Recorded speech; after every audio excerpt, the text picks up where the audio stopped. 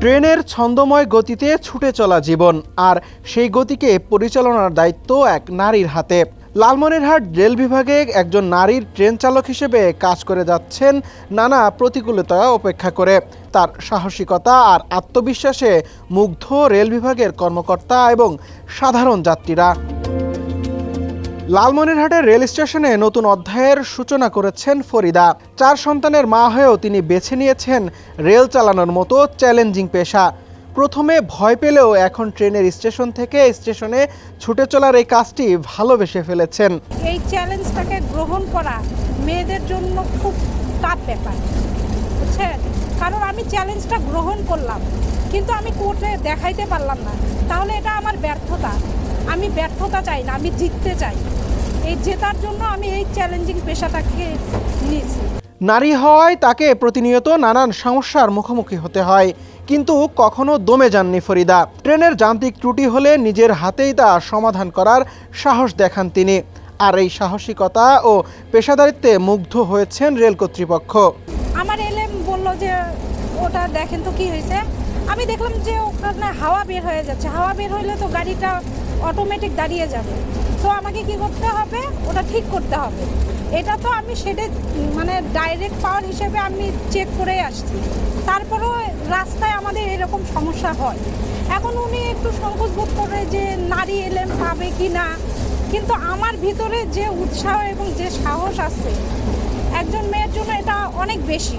মানে তার যে সহযোগীরা আছে, মানে আমাদের সিনিয়র এলএম আমাদেরকে অনেক অনুপ্রাণিত করে। ফরিদার এই যাত্রা শুধু তার নিজস্ব নয়, এটি গোটা দেশের নারীদের জন্য এক বড় উদাহরণ। তার সাহসিকতা নতুন প্রজন্মের নারীদের প্রেরণা যোগাবে। নারী ট্রেন চালক এটা সত্যি অনেক গর্বের।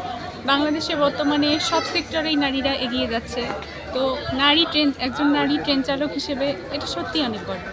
আমরা দেখি রেল স্টেশনে ট্রেনে নারীর ড্রাইভার, তো আমরা ওনাকে দেখি অনুপ্রাণিত হই এবং সামনে আরও নারীরা এগিয়ে আসবে, এটাই আমাদের কাম্য। আমরা মাঝে মাঝে লক্ষ্য করি একটি ট্রেনে নারী ড্রাইভার ফলো করি আমরা, যে এটা নারীদের, আমি বলবো যে নারীদের এটা পরম পাওয়া। এই যুগে নারীরা অনেক এগিয়ে থাকবে, তেনাকে দেখে অনেক অনুপ্রেরণা পাবে যে নারীও পিছিয়ে নেই।